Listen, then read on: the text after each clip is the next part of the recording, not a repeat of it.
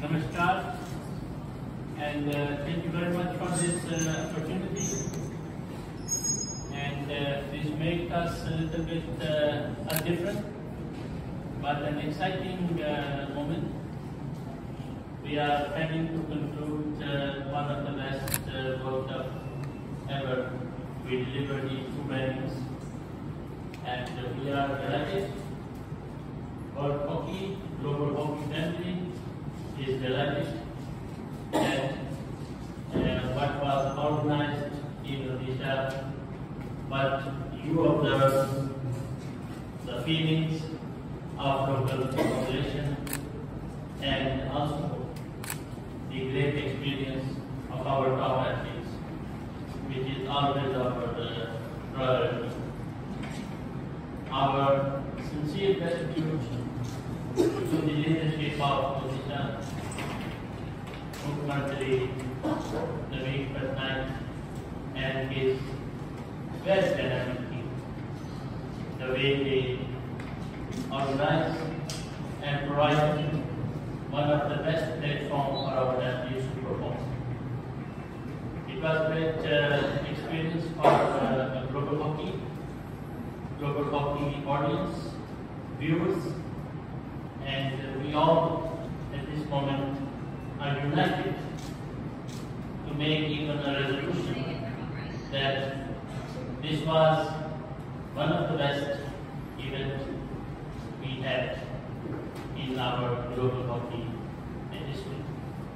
And thanks to all of you, because you are interpreting the great actions of athletes in your way, in writing way, with your technical and your expertise, the way you reflect our top performers.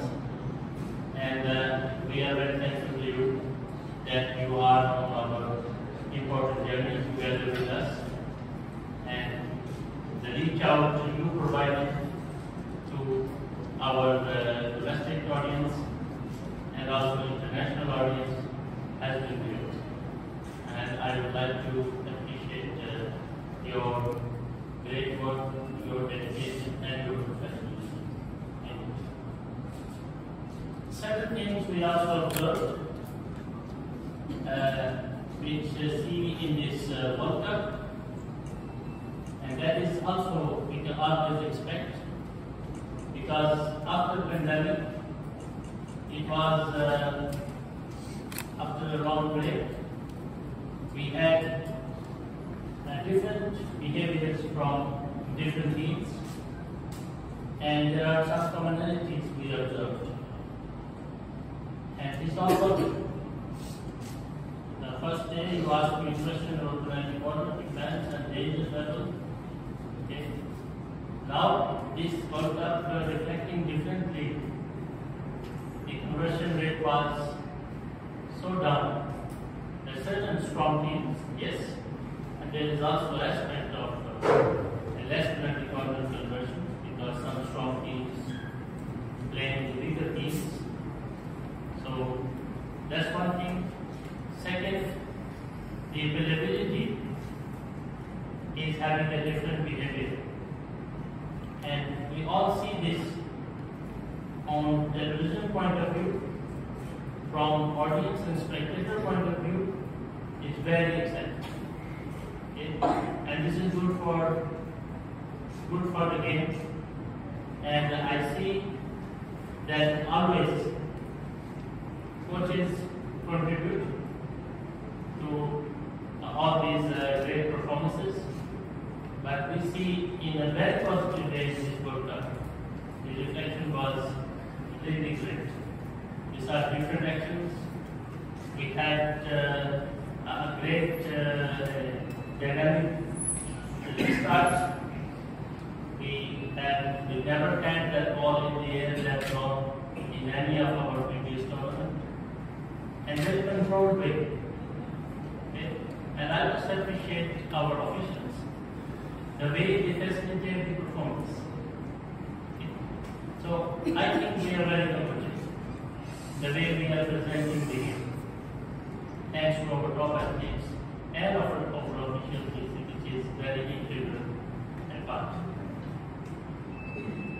right to our gratitude. I think that is something which we all see from the Kisha government, and always a question about our future. We, myself, FIH team, Thierry, we are in discussion with the Odisha government that how the smart infrastructure will be used in future. Okay. I'm just trying to reduce the questions to come back to me. So we are very well aware, okay. And I think we appreciate, and the best way to appreciate this great investment is to bring the top level hockey back in the bag in Indonesia, in India. Okay. So I have much to say because it is really, I cannot give much more appreciation of days and days I speak what we observed here. So finally, once again, thank you very much, and I am ready for questions. Here is ready for any questions you have. Back to the show. Thank you. Thank you, Tayyab. So we will take questions now. Please, one question each. Okay, thank you. In order that as many as possible have the chance to ask a question. Okay, thank you so much. I am Dr. Singh from Chandigarh. My question is, as you said, about the safety of players and injuries and penalty corners. But this is a World Cup. We have seen many good players getting injured. Is it related to the new surface, or is it because of trainings or not proper warm-up? Because some of the best players have got injured. So are you looking at it in a way so that in future tournaments these injuries are minimized? The ratio of injuries in this World Cup is much lower than the other tournaments. So I think there is nothing to worry about it. And this is part of the thing we all understand. Okay? And I think with my involvement in hockey, I am in the best place to answer this. Injury always happens where there is less time to react for a person from a hit, from a stick, or from a ball. So that is something that is a little deflection. And you see what happened to our opponent. So I think by certain countries, these injuries are not stick or ball injuries. These are injuries of muscles, cramps, ligaments, and tendons, which are other than probably. We can have a discussion on that. I think what the International Federation can provide is the best format of our tournament schedule, and you have an international regulations on that to provide the best timing of interval between two matches that need to play. So that is in our hand.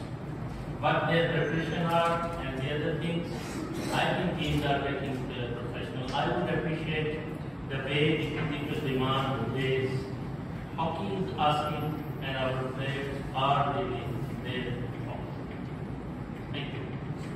Sorry, moving from the Indian Express, do you think, you mentioned officials, do you think there is an issue with the way rules are interpreted? Do you think there are issues in the way the rules are interpreted? Because there have been many instances, say for example the Germany-Australia match, if Australia hadn't taken their reviews, they would have had 5 penalty corners against.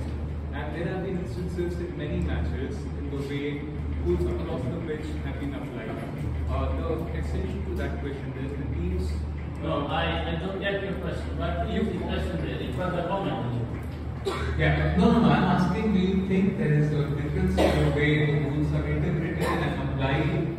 We've seen, you mentioned good officiating, but we've seen so many instances throughout this World Cup where decision making has been inconsistent. As well as an extension, many teams, almost half a dozen teams have told us that they're also wary of straight up going to the TV umpire because they will not know how they interpret rules and they will then lose their reference. So a lot of reference have come in the third or fourth quarter. Do you think these are the issues that need to be fixed? Well, all I can say is that stay inconsistent to interpretation and application of rule is always our priority. Okay, and I think if there are different interpretations in the rules, which up to now officially no one has reported us that thing. Okay, but I've been a coach forever. Okay, and I had always a comment to say about the pilot. Okay, so that is something which is not at this moment something serious. Yes, one day you can ask me a question that this is one rule and 10 umpires take it consistently different way than the other. That can be a point of discussion, not on this one. Thank you.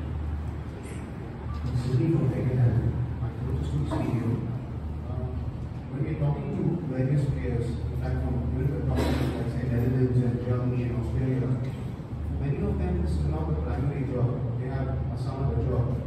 So lastly, because they're not able to make money out of hockey, and compared to say other team sports like say football or say cricket, they can use it as a primary profession because of the money involved. So this has been going for quite a while. Why the European club culture is non-existent in India. So how does FIH plan to address, to attract the next generation? Because if there isn't money, then the younger generation might not take up the sport, right? Given the competition. Yeah. Thank you for the question. Thank you. But thank you for the question. Put the bottom of so I didn't think how it works, so thank you. So thanks for the question. The point is, this event will dramatically help to rise actually the game, and when the game is more watched, then the commercial revenue will be there, and once the commercial revenue will be there, it's like a snowball effect. That's why we're doing, and that's why I'm so pleased to have such a wonderful World Cup here in India today, because that will dramatically help. The leagues are really professional, organized in those countries you have mentioned, in the Netherlands and in Belgium. But what is missing is the exposure on TV for them as well, so that people are watching the game on a regular basis on TV. And that's what the only part we can do is continuously promote. And again, as our president said, thank you to you all that you do this, that you put your articles out there. And we have seen a dramatic increase in people watching this World Cup, and that will help actually that we come to a level where more and more clubs and more players will become professional. And I'm sure that will be the same case here in India and in other parts of the world. So that's our mission on a daily basis to achieve this. And that our sport will become financially sustainable on the long run, completely, even not being dependent on IOC as we are IOC funds. I would like to add what Thierry mentioned, that is very important element he mentioned, that we need more visibility and more positive message going out for our players. But I want to inform you, you mentioned about Australia. Australia is a country where the AIS, if you are aware of, AIS, Australian Institute of Sports, contribute. And it has been a story in Australia that they are from very beginning, thanks to AIS, they are semi-professionals. And thanks to the great leagues in Europe, they also semi-professionals. Right? And where these two things are not there, then you have our Asian and Japan players. Okay? And I think they are at this moment a certain systems in place that players are there. You can compare with the top other sports, that's a different story. Okay? And we are aware of it. But what Thierry mentioned, it will certainly help in future.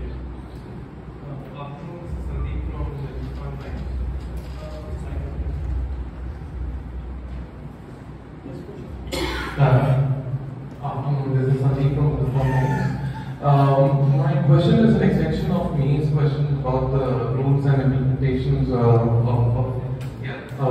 the sport. We've often seen rules being changed in hockey. But there was some confusion regarding the placement of positions in this tournament, where say for example the teams fighting from 9 to 12 positions will finish in a joint 9 or joint 11. Why have we done this, or for teams fighting for 13th or 16th position, will either finish joint 13th or joint 15th and not 13th, 14th, in the order? And another follow-up question to the same is, why is it that the teams which have made the crossovers, made the top 12, why do we have to fight teams which finish in the bottom 4? Shouldn't they automatically qualify for the 9th to 12th position? For example, just an example, not because I am from India, that it's just an example. It's just an extension. Is that India finished second in the group, but they were playing a team finished 4th. So yeah. Well, this is more of a discussion point which will really certainly encourage a cup of coffee that will help. I tell you very openly is how an international federation works. Okay, that's something. The most important thing for us is the players' well-being and players' welfare. And second, we need to make cost-effective for everybody. Okay. So I think it was an ongoing the 16 teams format. Okay. I think this is one of the best conclusions we draw. And yeah, you will have classification matches and reclassification matches, and you never end the World Cup. That's not an issue. But the thing is that one side I am getting the question about the players' injuries, and the other side will want more games to play, which are at a time which is not really important for them. Okay. And our ranking system at this moment allows that, because it is not written our rules. Okay. It is the match to match. So I think at this moment we are very comfortable, but we are looking for any other. Thank you. Just a gentle reminder, one question each, please. Otherwise, it's not very fast to the colleagues. Thank you so much for this. My question. Question for Thierry. Hi, Thierry. You mentioned more visibility this World Cup, but many hockey observers say that is not the case when you look at what other sports are doing in terms of like the NBA, free clips around the game and exposure. Anyone can post immediately goals. Here, there doesn't seem to be any goal clips, nothing going viral, no immediacy, complete lack of images towards given to the global media. Perhaps this is down to the broadcast deals behind paywalls and how they promote the game. Is the FIH making in this regard and how to reach an audience? Yes. Again, this question, thank you for the question. You know where you're coming from, where we have started, let's say from when I started, that was in 5 years ago, and where we are today. And it is a difficult progression you have to do. You know how difficult it is to become and to be on free-to-air TVs today, because there are so many content, there are so many sports out there. So we need to gain this back. And that's why I said this World Cup helps, because it has massively increased the viewership. In the international countries, it depends really on the performance of the teams, how much you see or you don't see. And we now need to bring this more back. We are looking into certain scenarios. You know, certain other sports went and they even put it for free on free-to-air TVs in certain countries to have more exposure, to attract more people. So now we have reached a time when we need to make a decision how we move forward to increase our viewership and to increase our, the fans are there, that's a different thing, but we need now to give the possibility to people to watch the games on free-to-air channels, because the pay TVs, we know it's limiting the number of viewers, as we know specifically in Europe when we're talking about in England on PT. So that's now a next mission. But that's why this World Cup matters, because we can demonstrate that their interest is there. People are requesting. Even sometimes people are complaining that they cannot see the game, which is something we can now take in consideration, and we can take forward to broadcasters to say you should put it on, because there are fans out there, hockey fans around the globe who want to see the game. This is from the Hindu. The question is addressed to either of you, whoever wishes to answer. Just carrying forward on the whole viewership and broadcast thing, we've seen India is a huge market. I'm not sure how the broadcast quality has been otherwise across the globe, but in India, the India matches were also not telecast once they were out of the quarterfinals stage after the crossovers. And yet we saw on the streaming service at least 150,000 people, 100,000 people at any point, even for the classification matches. And this is something that is consistently a problem in India, at least with the broadcaster, where even if you wish to see matches, there are people who want to see matches. You would have seen Rourkela Stadium fill even for the 9 to 12 games, but when you actually want to see it, it's not there. And it's not just in the World Cup, it's there for almost every hockey game. So India specifically, is there something that you want to discuss with the broadcasters? Because even the streaming service that was available was pedestrian at best. The quality is not good enough for people. How do you plan to bring more people and get them interested if they can't even see the game? Well, I will hand over to Thierry for the details, but we are fully aware of these things.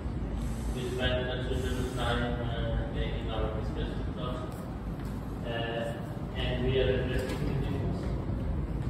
So there are of course some conflicts, some commercial conflicts and individual contractual requirements, and those are the things that we are addressing right now. And as Thierry mentioned in your previous answer, that our priority is that we bring the best ever action and the content to everyone. So thank you, Thierry, if you would like to Yeah, it's just as I said, we have currently a contractual obligation, which is, as you know, we have created our own digital platform, the Watch Hockey platform, which currently in India you cannot access for most of the games because we need to geo-block it based on our contractual obligations. We are now at the end of one cycle, which is coming now, so we are discussing moving forward a new contract with broadcasters, and there we will ensure and make sure that all the games which will not be on the broadcast channel in India, you will be able to watch it on Watch Hockey. So that any match which happens in the world is either on the broadcast channel or it will be then on our OTT on Watch Hockey. And we need to properly communicate it much in advance that all the fans in India will know where we can watch the specific game. Is it on the broadcast channel or is it on our Watch Hockey digital platform?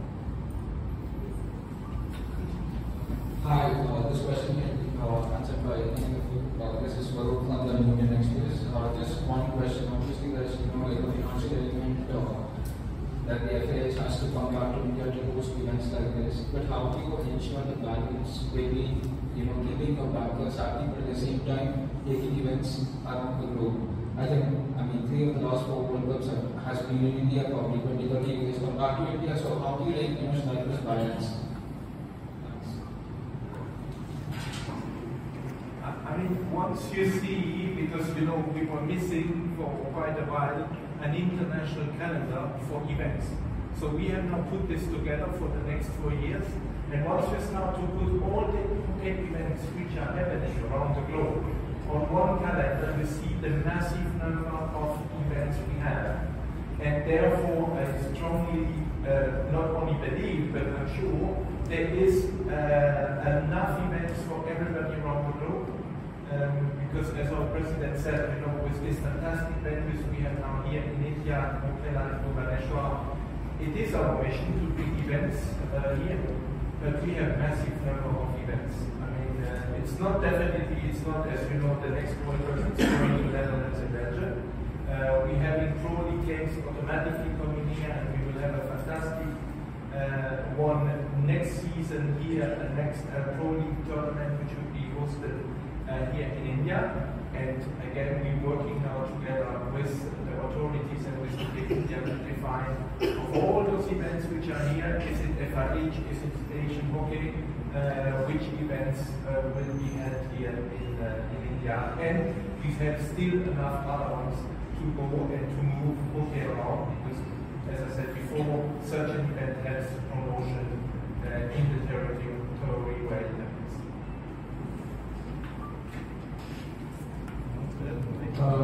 Good evening, Dr. Weil from the start. The question I'd like to ask is, we would like to ask about the status of the Asian Games, because it's qualifier for the Olympics. And we recently spoke to our national coach, and he told us that he's not aware what's happening. He does not know whether the tournament is going to happen or not, or is there like another tournament that's going to happen just for the Olympics. So, is there any answers from Chinese counterparts on whether it's happening or not, and what's the status of it? I think I was already left the Asian Hockey Federation portfolio before, but since it is the Olympic qualifier, it comes under FIH as well. There is your Asian game is on 100% on, and I have happened to be a senior member of the coordination division for the Asian Games, and I am continuing that role. And we are going to have in March a meeting in China with the Hangzhou Asian Games. The venue is ready. The venue was ready at almost the beginning of last year. So there is no problem with the Asian Games as a qualifier at this moment. Yes, there was a certain moment we were thinking about if China cannot host the Asian Games, and we will have another tournament for the Olympic qualifier. So you all are invited to come to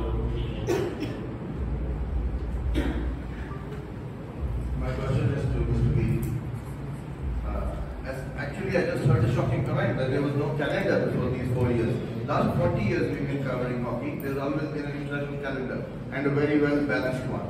So I don't know how to believe this comment. But before I ask my question, let me compliment the TMS team of FIH for the last, since 2014, all matches records impeccable. I want to jog your memory back to the Congress in Delhi 5 years ago, 4.5, and I'll ask you this question. If FIH considers itself the custodians of the hockey's legacy, sir, where are the records before that? Are they stored in your dustbin? You said you are new to the position. You will answer me after 1 month. 4.5 years later. Can I have an answer? Records from previous games you're talking about before we All start. of the records. All that was hosted under FIH. A lot of those records are not existing anymore. They are not there. Sorry, I didn't get the answer. They are not there anymore. We don't know. Certain records have been lost. So you are not the custodians of hockey's history, are you? Or no? Me? No, FIH. What has happened? Sorry, what has happened before I came? You will most probably agree with me that this is something which has been done, and a lot of the data is there, but some of those data have been lost in the meanwhile. Sir, hockey history is research. And then I answered you, and that's the age. If you have those, because you apparently had a lot of data for this kind of things, then we are more than happy to work with you. But if I do not remember well, that's not true. No, we don't have the data. I do not have the data. But people around the world have been working on the data. History was written 100 years before I was born, and that's still available. But research has to be done. You come from FIFA. Would this answer be acceptable to football? That we don't have the records of international matches played before I was born? I think that also a lot of data has not been there for FIFA. They have researched it and got it back. Okay. Okay, thank you. Let me make Mr. Nicola, Sandeep, I think there is always a solution to the things. Okay? Before pointing out, last week we have addressed this and we have discussed this already internally. And with all those resources, it is possible to come to this stage what your expectations are. And I am very happy to sit with you and talk.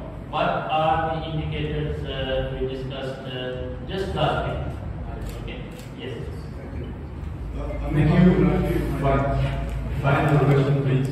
Yes, thank you. One question. We've got the next World Cup listed in Bahrain, Belgium, and Amsterdam in the Netherlands. To be on a water less synthetic turf. That's what I heard. Is that correct? So can the President or Thierry Yes. speak a little bit about what it's going to be when we're going to have the next World Cup without water, the pitches without water? Yeah, that's correct. That has been announced. It has been confirmed even that after the Olympic Games in Paris 24, there will be waterless pitches which are going to the market, which will be sold to the different national associations. Because as you know, the teams want to practice on those new surfaces before a newborn event. So that's why second half of 24 we will start commercializing waterless pitches, and then the first big event will then definitely be the 26th World Cup in the Netherlands and in Belgium. Waterless is tremendous, is really important for FIH and for hockey to be part of that sustainability. You know, I remember 2018 when I came for the World Cup here to India, and you cross the road and it's written there, save water and save life. And then you come to the stadium and you see this volume of water which is put on the pitch. I feel quite bad, I have to say, that we consuming so much water. And thanks to our partners and thanks to our suppliers, they have now, in the last 2 years, developed a surface which we tested in the Hockey 5, so we have the same size, but in the Hockey 5 in Lausanne, which was really well accepted by the athletes, and which we are now confident that coming 24, beginning of the year, we will be ready, and we have to be ready actually to have this played with our sports. Okay, the final one from over there, and then we conclude. Thank you. Thank you very much. My name is Anish, I'm from ESPN. So we've seen Chile head coach saying us that the federation has left us in God's hand. At the same time, Malaysia and South Africa qualified for Pro League, saying that maybe traveling and all that involved in with Pro League is financially might be tougher for them. So how do you balance it out when teams want to play higher ranked nations, at the same time they see Pro League as something which is financially tougher for them? I think there is a proper formal process in place, and all of them they sign the participation agreements, and these participation agreements they need to follow. And if the participation agreements certain contractual requirements allows them to play friendlies anywhere, that is fine, but it has to be in a window which is free for everyone.